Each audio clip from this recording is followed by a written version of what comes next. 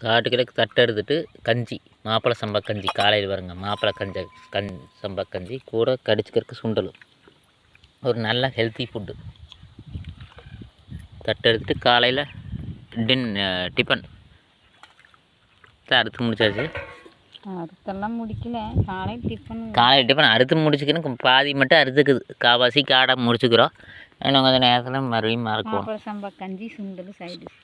Side dish வந்து சுங்கரங்க மாப்பிளை சம்பா கஞ்சி எப்போ செஞ்சது? நைட்டு செஞ்சது. நைட்டு செஞ்சு தண்ணி ஊற்றுறது வச்சு காலையில் வச்சு குடித்தா செம்மையாக இருக்குது. உடம்புக்கு ரொம்ப நல்லது. இந்த மாதிரி உணவுகள் சாப்பிடுங்க. சைடிஷ் வருங்க. அதே சத்து கூடவே இந்த கருப்பு சுண்டுறது அதோட ரெண்டுமே சத்து தான். சத்தான உணவு காலை நேரத்தில் வெறும் வயிற்றில் எடுத்துக்கிறனால அது காட்டுக்களே உழைக்கிறதுக்கு வந்துக்கிறோம்.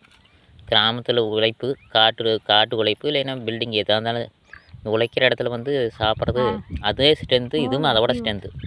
ரெண்டுமே ஸ்ட்ரென்த்து. உட்காந்துக்கிறோம்லங்க எங்கேயுமே நல்ல இயற்கையான காற்று அழகாக வருது. காற்று வேப்ப